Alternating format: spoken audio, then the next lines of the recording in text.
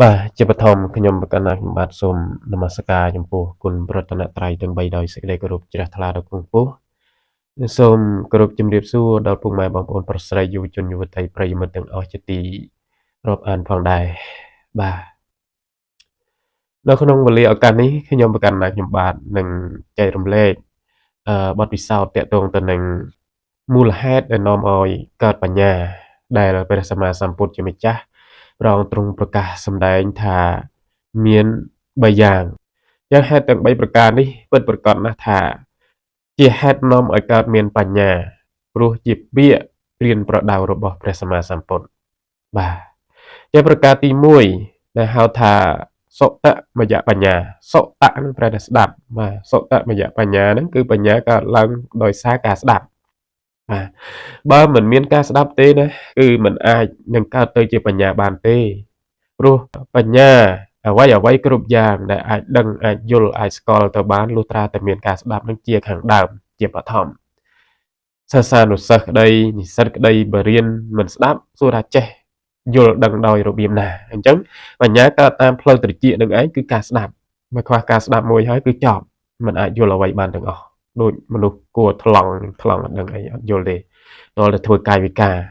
បាទបញ្ញាកើតតាមផ្លូវត្រចៀកនឹងមួយហើយកើតតាមការស្ដាប់កើតតាមភ្នែកការមើលឃើញត្រចៀកថ្លង់ស្ដាប់មិនឮតែបើសិនជាយកចិត្តទុកដាក់មើលតាមភ្នែកអាចដឹងខ្លះទៅតាមរយៈកាយវិការពេលខ្លះមនុស្សគួរថ្លង់គេធ្វើកាយវិការជំនួសបាទដែលគាត់អាចមើលឃើញបានគឺតាមរយៈភ្នែកអញ្ចឹងបញ្ញាកើតតាមការស្ដាប់នឹងផងកើតតាមភ្នែកការមើលនឹងផងបាទនឹងហៅថាសុតាមយៈបញ្ញាកើតឡើងពីការស្ដាប់បើកាត់បងការស្ដាប់មួយហើយគឺมันអាចនឹងយល់បាននៅអត្ថន័យខ្លឹមសាររបស់មេរៀនឬក៏ធម៌អាផ្សេងនោះទេតលតែមានការស្ដាប់នឹងស្ដាប់តាមរយៈត្រចៀកបើត្រចៀកពីការហើយគឺអាចមើលទៅតាមភ្នែកដូចជាការស្ដាប់តាមភ្នែកដែរមិនតែគេមើលតាមភ្នែកនឹងអាចយល់បានតិចថ្លង់ហើយមើលតាមភ្នែកនឹងគាត់អាចយល់បានខ្លះគ្រាន់បើជាងគាត់មិនមើលពេលគ្រូបង្រៀនត្រចៀកក៏មិនស្ដាប់ភ្នែកក៏មិនមើលសិស្សនោះចប់ហើយគឺមិនអាចយល់រឿងរ៉ាវអ្វីទាំងអស់មេរៀនអ្វីក៏មិនយល់ដែរមិនអាចទៅរួចទេបាទដូច្នេះហើយបានជាព្រះពុទ្ធទ្រង់សម្ដែងថាសុតមយបញ្ញាកើតឡើងពីការស្ដាប់បាទទោះបីជាស្ដាប់ដោយត្រចៀកក៏ដោយមើលដោយភ្នែកក៏ដោយបាទនឹងគឺជាហេតុនាំឲ្យកើតបញ្ញាហើយបាទហើយប្រការទី2ដែលហៅថាចិន្តមយបញ្ញាកើតឡើងពីការគិតពិចារណាចិន្តៈនឹងប្រែថាការគិតពិចារណាសារចុះសារឡើងរិះរកហេតុផលឲ្យយល់ច្បាស់ឲ្យជាក់ច្បាស់នេះហើយជាហេតុនាំឲ្យកើតបញ្ញាបាទហើយទី3ភាវនាមយបញ្ញាកើតឡើងដោយសារការចម្រើនភាវនាអនុវត្តសារចុះសារឡើងរហូតទាល់តែបានសម្រេចនៅបញ្ញាបាទនេះជាមូលហេតុនាំឲ្យកើតបញ្ញាសរុបដោយខ្លីមកគឺថាហេតុដែលនាំឲ្យកើតបញ្ញាគឺ3ហ្នឹងទី1ស្ដាប់ទី2គិតទី3ធ្វើបាទស្ដាប់គិតពិចារណាហើយយកទៅអនុវត្តយកទៅប្រតិបត្តិធ្វើតាមនឹងសម្រេចលទ្ធផលតែទោះបីជាយ៉ាងណាក៏ដោយបញ្ញារបស់មនុស្សមិនដូចគ្នាទេញាតិញោមពុទ្ធបរិស័ទទាំងឡាយហើយគឺមិនដូចគ្នាទេបញ្ញារបស់មនុស្សណាយើងអាចសង្កេតឃើញបានជាពិសេសលោកគ្រូអ្នកគ្រូទាំងថ្នាក់បតីបឋមអនុវិទ្យាល័យវិទ្យាល័យមហាវិទ្យាល័យអនុបណ្ឌិតអីក៏ដោយកម្រិតណាក៏ដោយគឺយើងអាចសង្កេតមើលបានថាតើសិស្សរបស់យើងមានបញ្ញាដូចគ្នាដែរឬទេមិនដូចគ្នាទេដូច្នេះហើយសូមឲ្យមេដាបៃតាអាណាព្យាបាលសិស្សទាំងឡាយជួយសង្កេតមើលត្រង់កន្លែងនេះផងគួរពិចារណានៅចំណុចទាំងអស់នេះផងកុំបង្ខិតបង្ខំកូនចៅរបស់ខ្លួនខ្លាំងពេកណាគឺបញ្ញារបស់មនុស្សលោកធៀបទៅនឹងវត្ថុ4យ៉ាងណាទោះបីជាមានហេតុនាំឲ្យកើតបញ្ញាខាងដើមក៏ដោយក៏នៅមានបញ្ញារបស់មនុស្សហ្នឹងលោកធៀបថាមាន4យ៉ាងណាទី1មនុស្សខ្លះមានបញ្ញាដូចក្អមផ្កាប់ធម្មតាក្អមផ្កាប់យកទៅដាក់កណ្ដាលវាលភ្លៀងមកយ៉ាងណាភ្លៀងបង្អមមកយ៉ាងណាក៏មិនចូលទៅក្នុងក្អមបានដែរគ្រាន់តែសើមក្អមសើមពូតក្អមតែប៉ុណ្្នឹងទេមនុស្សខ្លះណាបញ្ញាដូចជាក្អមផ្កាប់អញ្ចឹងឯងទោះបីជាគ្រូណាពន្យល់យ៉ាងណាក៏នៅតែសើមប៉ុណ្្នឹងទេអត់បានចូលដល់បេះដូងអត់បានចូលដល់ការយល់អីទេណាក្មេងខ្លះគឺអញ្ចឹងឯងបាទនេះគឺជាឧបនិស្ស័យនៃការសន្សំបញ្ញាបារមីមកខុសគ្នាបាទហើយមួយទៀតមនុស្សមួយប្រភេទទៀតមានបញ្ញាដូចជាក្អមផ្ងាគ្រូបញ្យល់មកគឺឆាប់ chạp bán chạp dul bàn tay mình bàn tràn tề buộc om thầm đá mọt với tôi om cuối chứ mọt tôi liền bằng om máu với mình ai tự tua bàn tự liền được o thì dul bàn tay mình bàn tràn tháng bánh nha không khăn bàn ai piประเภท นั้น เคย nhé ให้ទី3មនុស្សខ្លះបញ្ញាដូចជាថ្នាក់លិចមានបញ្ញាដូចជាថ្នាក់លិចចឹងបញ្ញាមានប៉ុន្តែដូចថ្នាក់លិចវាតែថ្នាក់លិចហ្នឹងគឺបើដកអ្វីមួយហ្នឹងគឺនៅពេលដែលដាក់ហ្នឹងគឺថាពេញថ្នាក់ពេលក្រោកឈរឡើងជ្រុះបាត់អស់រលីងណាផ្លែក្រូចផ្លែកសាំងផ្លែអីហ្នឹងជ្រុះអស់រលីងដូចជាសិស្សខ្លះដែលគាត់ស្ដាប់គ្រូយល់ល្អប៉ុន្តែពេលដែលគាត់ឡើងចេញពីកន្លែងរៀនហ្នឹងទៅកន្លែងគ្រូបង្រៀនហ្នឹងទៅដល់ផ្ទះទៅជ្រុះបាត់អស់រលីងភ្លេចអស់រលីងទៅណាអានឹងបញ្ញាវាមានប្រភេទហ្នឹងឯងហើយទី4នោះគឺគេថាបញ្ញាដោយផែនដីមនុស្សខ្លះមានបញ្ញាដោយផែនដីយ៉ាងភ្លៀងបង្អោមកប៉ុណ្ណាគឺទទួលបានប៉ុណ្ណឹងទាំងអស់ជ្រាបចូលក្នុងដីទាំងអស់តែម្ដងដូច្នេះគឺមនុស្សនេះមិនងាយនឹងរកបានទេគឺថាមានតិចមិនច្រើនទេមានតិចបញ្ញាដោយផែនដីនេះមិនច្រើនទេមនុស្សប្រភេទនេះដូច្នេះបញ្ញារបស់មនុស្សប្រភេទទាំងប៉ុន្មាននេះទាំងប៉ុន្មានប្រភេទនេះគឺយើងគួរគិតគួរពិចារណាថាមនុស្សមិនមានបញ្ញាដូចគ្នាទេអ្នកខ្លះបញ្ញាដោយក្អមកាប់អ្នកខ្លះបញ្ញាដោយក្អមផ្ងាអ្នកខ្លះបញ្ញាដោយថ្នាក់លិចហើយអ្នកខ្លះទៀតបញ្ញាដោយផែនដីដូច្នេះយើងមិនអាចបង្ខំបុគ្គល4ប្រភេទដែលសន្សំឧបនិស្ស័យនៃបញ្ញាឲ្យដូចគ្នាបានទេយើងគួរថ្លឹងថ្លែងនៅក្នុងរឿងនេះផងដែរ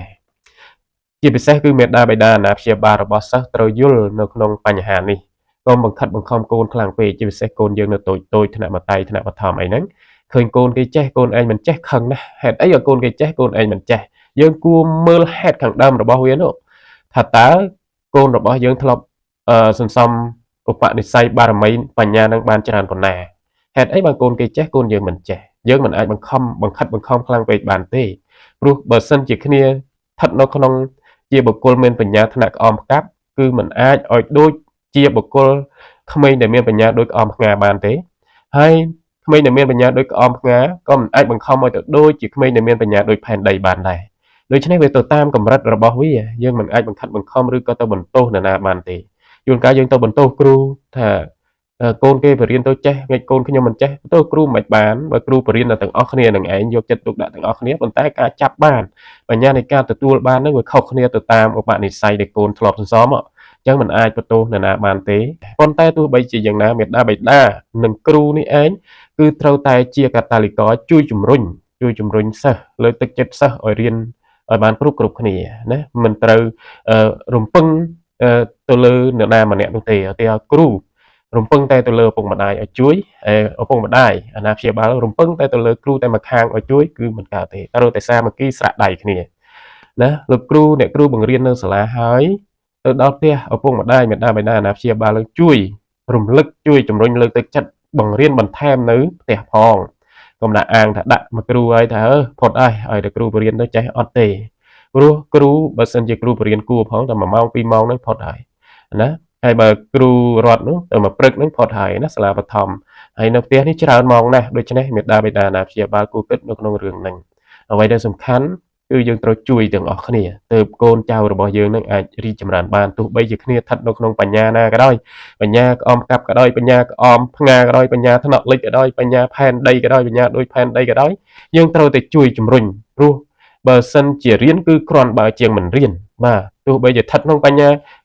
ប្រភេទណាក៏ដោយត្រូវតែមានការកសាងនៅសមត្ថភាពជានិច្ចព្រោះបានកើតមកជាមនុស្សបើមិនកសាងសមត្ថភាព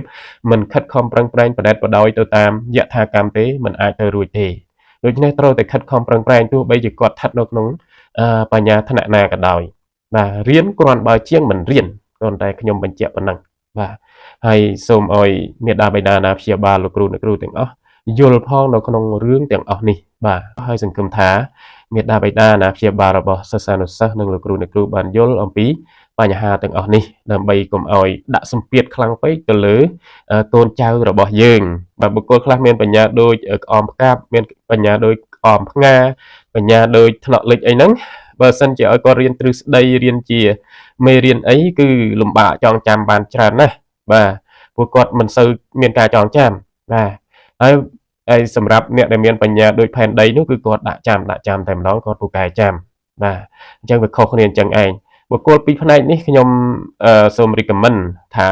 បើសិនជាផ្នែក3ខាងដើមនេះយកគាត់ទៅដាក់នៅក្នុងសាលាបច្ចេកទេសដូចជាវិទ្យាស្ថានពហុបច្ចេកទេសភូមិភាគតេជោសែនតាកែវជាដើមនោះកន្លែងរៀនខាងបច្ចេកទេសគឺល្អព្រោះគាត់អនុវត្តផ្ទាល់មិនបានរៀនទ្រឹស្ដីច្រើនទេអនុវត្តផ្ទាល់ដូចជាការជួសជុលរថយន្តដូចជាបាក់សពព្យាបាលពេទ្យសត្វអីផ្សេងទៀតណាហើយជំនាញបច្ចេកទេសមួយចំនួនច្រើនណាស់នៅសាលានោះបើអាចយកគាត់ទៅដាក់កន្លែងនោះគឺល្អមែនទែនសម្រាប់បុគ្គលដែលមានបញ្ញាដូចក្អមផ្កាប់ក្អមផ្ងាហើយបញ្ញាដូចថ្នាក់លេខនេះបាទនេះគឺល្អគាត់អនុវត្តតគាត់ចាំគាត់ចេះហើយបាទទោះបីជាគាត់មិនចាំទ្រឹស្ដីឲ្យច្រើនតែគាត់អាចធ្វើបាននេះគឺជាចំណុចល្អដែលគួរយកកូនទៅដាក់នៅក្នុងសាលាបច្ចេកវិទ្យាបច្ចេកទេសដូចជាវិទ្យាស្ថានភូមិបច្ចេកទេសភូមិភាគតេជោសែនតាកែវជាសាលារបស់រដ្ឋជាគ្រឹះស្ថានរបស់រដ្ឋហើយបង្រៀននឹងមិនបង់ថ្លៃទៀតផងបាទមានតាំងពីជំនាញជួសជុលរថយន្តម៉ាស៊ីនត្រជាក់ច្រើនជំនាញណាអាចតាក់ទងសាលាបានតាមរយៈខ្ញុំក៏បានទៅមើលសាលាផ្ទាល់ក៏បានគឺទៅឃើញសាលាទៅដឹងថាអូសាលាអស្ចារ្យសាលាល្អណាស់បាទលោកគ្រូអ្នកគ្រូសាស្ត្រាចារ្យសុទ្ធតែមានជំនាញច្បាស់លាស់ទៀតផងយកគាត់ទៅដាក់នៅក្នុងកន្លែងជំនាញបច្ចេកទេសនឹងតែម្ដងទៅគឺគាត់អាចចាប់បានហើយគាត់អាចយល់ហើយគាត់អាចធ្វើបានហើយគាត់មានជំនាញវិជ្ជាជីវៈអាចចិញ្ចឹមខ្លួនរបស់គាត់បានហើយពិតប្រាកដជាអញ្ចឹងតែម្ដងនេះតាមដែលខ្ញុំយល់បាទតាមដែលខ្ញុំមើលឃើញគឺវាអញ្ចឹងមែនព្រោះខ្ញុំធ្លាប់អនុវត្តបង្រៀននឹងយូរយារណាស់មកហើយដែរបាទតាំងពីបឋមរហូតដល់សាកលវិទ្យាល័យបាទដូច្នេះសូមមេត្តាបិតាអាណាព្យាបាលរបស់សិស្សឲ្យយល់ទាក់ទងនឹងរឿងរ៉ាវទាំងអស់នេះផងបាទកុំបង្ខិតបង្ខំកូនឲ្យវាបាក់ទឹកចិត្តជ្រុលពេកទៅធ្វើឲ្យគ្នាធុញថប់ក្នុងការសិក្សារៀនសូត្រហ្នឹងធ្វើឲ្យបោះបង់ហើយលៀនចង់រៀនលៀនចង់អីទាំងអស់បាទអញ្ចឹងត្រូវមើលឲ្យឃើញអំពីមូលហេតុដែលនាំឲ្យមានបញ្ហាដល់បញ្ញារបស់កូនយើងនឹងផងដែរបើសិនជាបញ្ញារបស់គាត់នៅកម្រិតក្អមផ្កាប់ក្អមផ្ងាថ្នាក់លេខទេថ្នាក់ទី9ទី10អីហ្នឹងដាក់គាត់បញ្ចូលទៅជំនាញបច្ចេកវិទ្យាតែម្ដងទៅណាកុំឲ្យគាត់ធុញថប់ក្នុងការមិនចាំមេរៀនចាំទ្រឹស្ដីអីហ្នឹងបាទហ្នឹងជារឿងល្អណាស់ជារឿងល្អសម្រាប់ពួកគាត់ពេលបានអនុវត្តតគាត់រីករាយគាត់សប្បាយក្នុងអ្វីដែលគាត់កំពុងធ្វើបាទហើយគាត់នឹងចាប់យកចំណេះជំនាញណាមួយយ៉ាងពិតប្រាកដនៅក្នុងជីវិតរបស់គាត់អាចប្រកបរបរចិញ្ចឹមជីវិតប្រចាំថ្ងៃបាននឹងជួយខ្លួនឯងផងជួយក្រុមគ្រួសារឲ្យកាន់តែរីកចម្រើនផងជាពិសេសគឺមានវិទ្យាស្ថានពហុបច្ចេកទេសភូមិភាគតេជោសែនតាកែវហ្នឹងជួយតម្រង់ទិសនៅកន្លែងហ្នឹងហើយការសិក្សារៀនសូត្រនេះទៀតគឺមិនបានបង់ថវិកាទេបាទមានបានទាំងថវិកាមកវិញទៀតផងចំពោះបងប្អូនសិស្សានុសិស្សដែលមានបានក្រីក្រមានហានិភ័យអីនេះគឺមាននឹងបានថវិកាមកវិញទៀតផងហ្នឹងហើយបើសិនជាមានបិតាអាណាព្យាបាលសិស្សចាប់អារម្មណ៍តាក់ទងនឹងការរៀនជំនាញបច្ចេកទេសផ្សេងនៅក្នុងវិទ្យាស្ថានអាចតាក់ទងមកខ្ញុំបានហើយក៏អាចទៅសាលាផ្ទាល់បានក៏បានដែរអាចទៅសាលាផ្ទាល់ក៏បានដែរព្រោះសាលាស្ថិតនៅខេត្តតាកែវក្រុងដូនកែវខេត្តតាកែវនឹងតែម្ដងដូច្នេះថ្ងៃនេះខ្ញុំសូមចែករំលែកប៉ុណ្ណឹងហើយក៏សូមអរគុណនិងសូមជម្រាបលា